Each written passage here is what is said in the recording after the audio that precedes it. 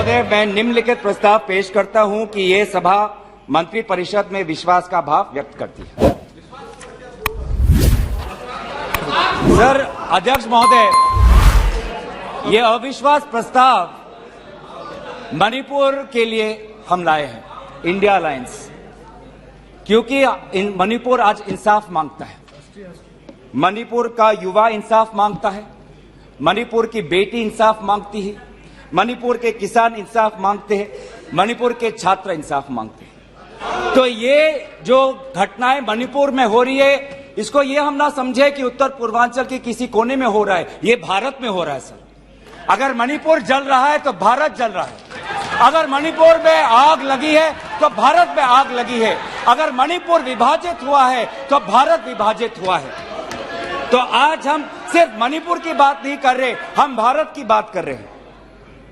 Sir, हमारी मांग स्पष्ट थी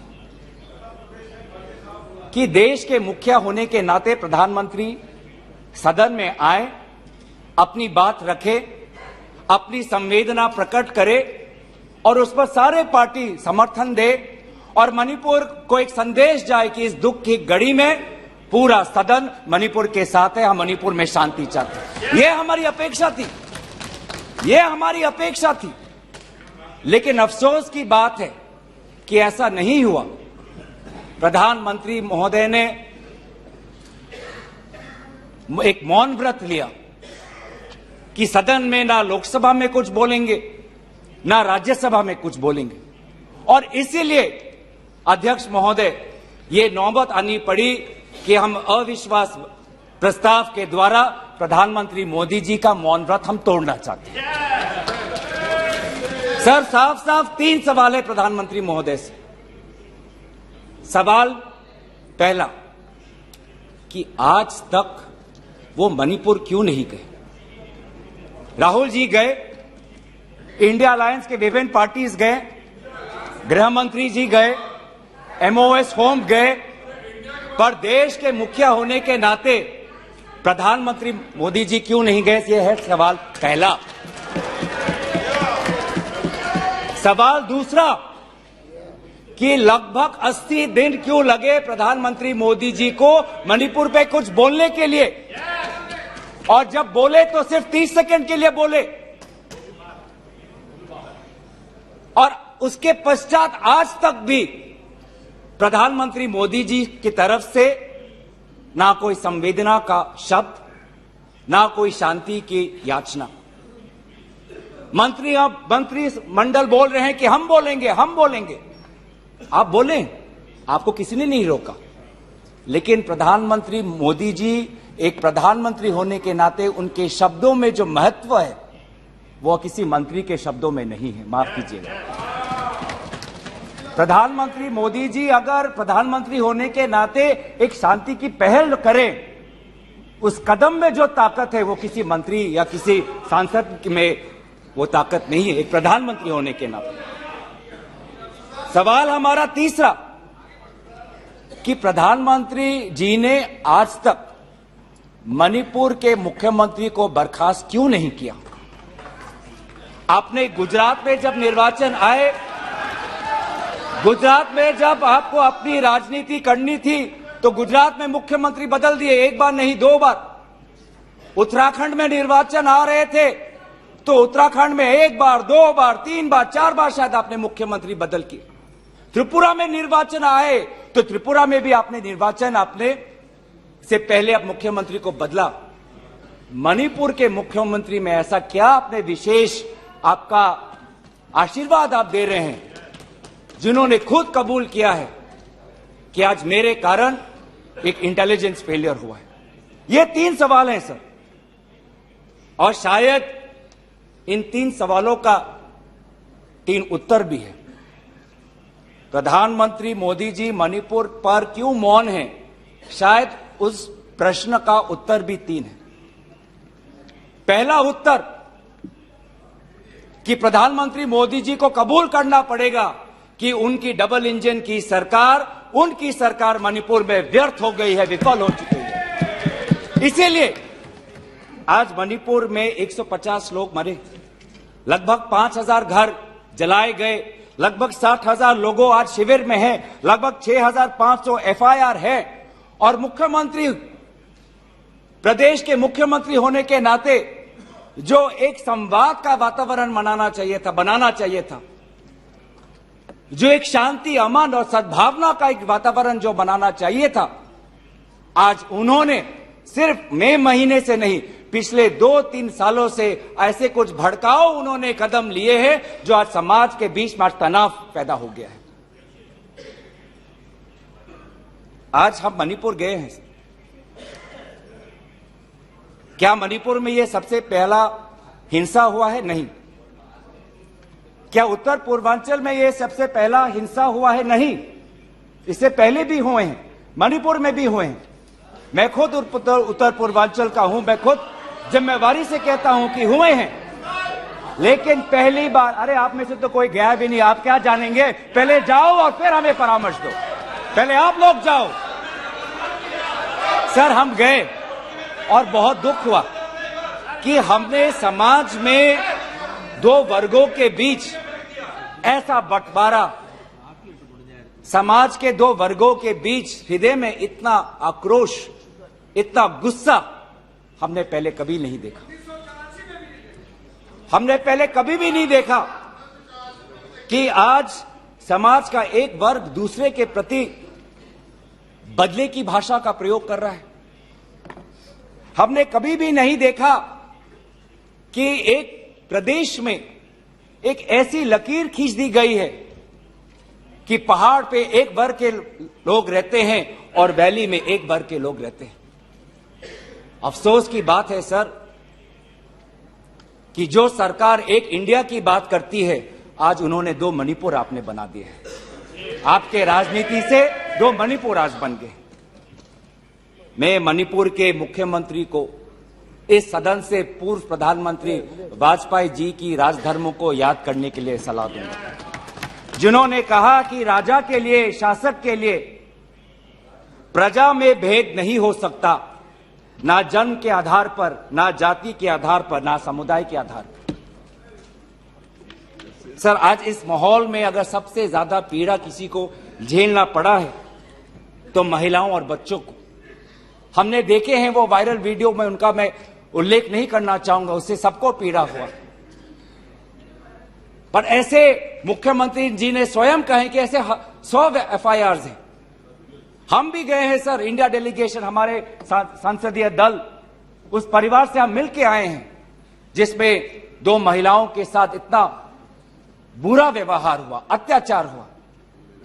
हमने ऐसे भी एक परिवार से मिले जिसमें एक 80 साल की महिला, जो एक स्वतंत्रता संग्रामी की पत्नी थी, उसको घर के अंदर बंद करके जिंदा जला दिया।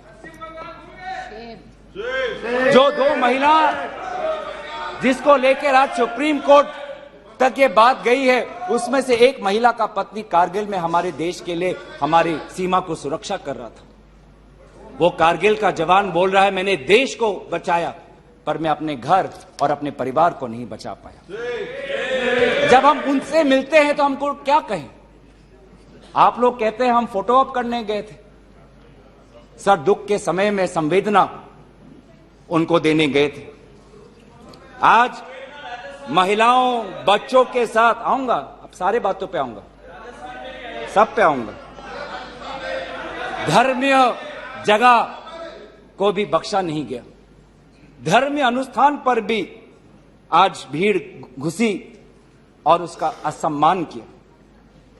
आज इंटरनेट नहीं है। आप कहते हैं कि सब नॉर्मल है, स्थिर है, आज भी इंटरनेट नहीं है, बच्चे स्कूल नहीं जा पा रहे, लोग अपनी बातें नहीं रख पा रहे। आज भी कितनी महिलाओं पर अत्याचार हुआ है, वो अपनी बात ही नहीं रख पा रहे। वो तो वीडियो वायरल हो गया, नहीं तो मुझे लगता था कि आज तक प्रधानमंत्री मोदी जी मौन रहते अगर वीडियो वायरल नहीं होता। पर ऐसे हजार से ऐसे अत्याचार हुए। लेकिन वहां के मुख्यमंत्री क्या कहते हैं? अभी ड्रग्स के ऊपर वो बोलते हैं कि ये सब ड्रग्स के लिए हुआ है।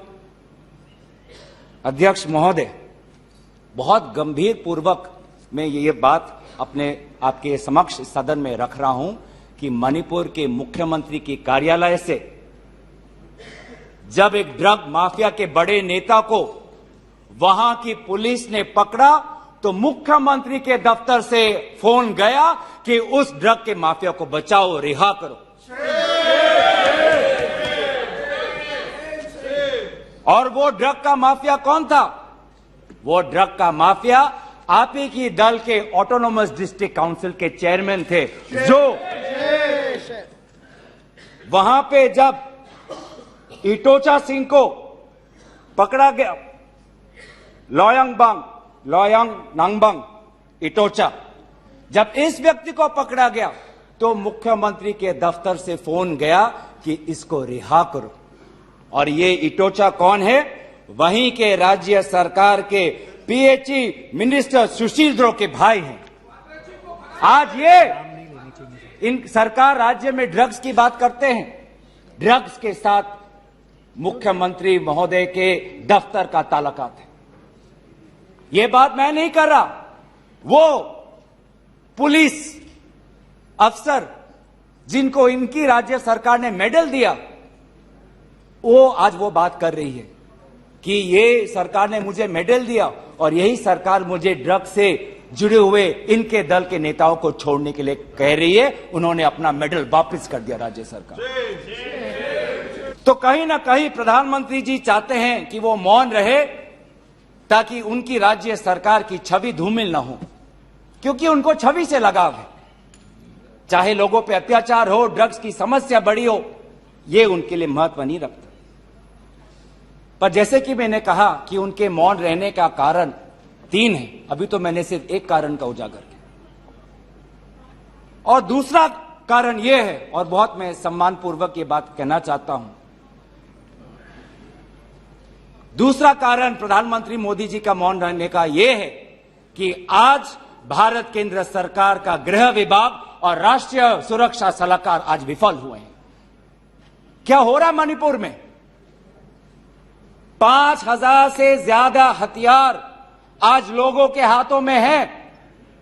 लगभग 35 पुलिस स्टेशंस में भीड़ वहां जाकर वहां से हथियार अपने साथ ले जाते हैं। कभी आप जितने भी राज्यों का आपने जो उजागर किया है, कभी ऐसी स्थिति देखी है कि 2 महीनों में एक भीड़ पुलिस थाने में जाकर, पुलिस ट्रेनिंग कॉलेज में जाकर वहां पे जो हथियार है वो लेके जाती है? क्या क्या हथियार ले गए हैं? क्या क्या हथियार लूट के ले गए हैं? INSAS rifle, AK-47, light LMG light machine gun, self loading rifle, SMC, motor, grenade, bullet proof jacket, 6 lakh ammunition, 6 lakh गोलियां आज लोगों के बीच में है। कि ये राष्ट्रीय सुरक्षा का मामला नहीं है? कहां है राष्ट्रीय सुरक्षा सलाहकार? ये जो बंदूक है, ये जो गोलियां हैं, किस पर चलाएंगे? ये गोलियां हमारे भारतीय सेना के नौजवानों पे चलाएंगे। ये गोलियां मणिपुर के पुलिस पर चलाए जाएंगे। ये गोलियां मणिपुर के निहत्थे लोगों पर बरसाए जाएंगे। क्या क्या आपने आज ये जो हथियार है सिर्फ मणिपुर तक सीमित नहीं रहेंगे सर। लगभग ये जो 6 लाख एम्यूनेशन है, गोला बारूद है, AK-47, ये तो युद्ध के हथियार है, ये युद्ध के अस्त्र है। ये सिर्फ मणिपुर तक नहीं सीमित रहेंगे, ये आज उत्तर पूर्वांचल में भारत के अलग अलग जगह में ये हथियार जाएंगे और भारत के समाज को आज अशांति का वातावरण बनाएंगे। तो क्या कर रहे हैं आप? आज सुप्रीम कोर्ट ने जो जांच कमेटी बैठाई, उससे साफ साफ साबित होता है कि सुप्रीम कोर्ट ने भी आज केंद्र सरकार और राज्य सरकार के जो काम है उसको स्वीकार नहीं किया है। आज इसीलिए कमेटी बैठाई गई है। गृह मंत्री आज नागा विधायक से अलग से मिलते हैं, मणिपुर के से आए हुए कुकी विधायक से अलग से मिलते हैं। क्यों नहीं आप सबको एक साथ मिलकर बुलाएं और शांति की अपेक्षा करें? ये अलग अलग मीटिंग क्यों? ऐसे उत्तर पूर्वांचल की समस्या नहीं सुलझेगी कि अगर आप समाज, जाति, धर्म के आधार पर बंटवारा करें। आपको साथ में लेना पड़ेगा। पहली बार हम ये देख रहे हैं कि 2 उत्तर पूर्वांचल के राज्य असम और मिजोरम के पुलिस अफसर एक दूसरे पे गोली चला रहे। ये आपकी राष्ट्रीय सुरक्षा की नीति है। इसी बात का उजागर राहुल गांधी जी ने इस सदन में किया था जब उन्होंने आपको चेतावनी दी थी कि आप उत्तर पूर्वांचल के साथ खिलवाड़ कर रहे हो। उत्तर पूर्वांचल हमारे देश का हिस्सा है, इन्होंने कहा था। आज जो तीसरा कारण मैं आना चाहता हूं जिसके कारण प्रधानमंत्री मोदी जी मौन है, पहला उनकी राज्य सरकार विफल थी, दूसरा उनका गृह विभाग और राष्ट्रीय सुरक्षा सलाहकार विफल रहे, और तीसरा प्रधानमंत्री मोदी जी के मौन रहने का कि वो अपनी भूल कबूल करना नहीं चाहते। अगर वो बोले तो कि उनकी चूक हुई है राज्य सरकार से, तो ये भूल वो कभी जनता के सामने कबूल नहीं करना चाहते, मौन रहना पसंद करते हैं। और ये पहली बार नहीं हुआ है, ये पहली बार नहीं हुआ है जब भारत के स्वर्ण पदक लाने वाले कुश्ती के महिला खिलाड़ी जब सड़क पे जब विरोध कर रहे थे तो प्रधानमंत्री मौन थे। जब 750 किसान आंदोलन पे उनकी जीवन गई, बलिदान दिया, शहीद हुए, तो प्रधानमंत्री मौन थे। जब 2020 में दिल्ली में रायट्स हुए, दंगे हुए, पर विदेश के एक सरकार के नेता आए थे, उस समय भी प्रधानमंत्री मौन थे। जब अडानी पर इसी सदन में राहुल गांधी जी ने प्रधानमंत्री मोदी जी से सवाल किया कि कितने बार अडानी जी एक विशेष कंपनी को प्रधानमंत्री के साथ जाने पर उनको सुविधा हुआ, तो प्रधानमंत्री मोदी जी मौन थे। जब हम बार बार पूछते हैं,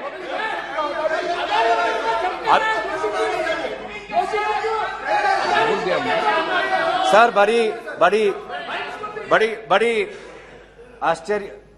आश्चर्य की बात है कि सर कि अभी तक मैंने प्रधानमंत्री का नाम लिया, अभी तक मैंने मुख्यमंत्री का नाम लिया, अभी तक मैंने गृह मंत्री का नाम लिया, अभी तक इनकी तरफ से विरोध नहीं आया, लेकिन जब एक विशेष कंपनी के मालिक का नाम लिया तो ये सारे मंत्री और सांसद खड़े हो गए।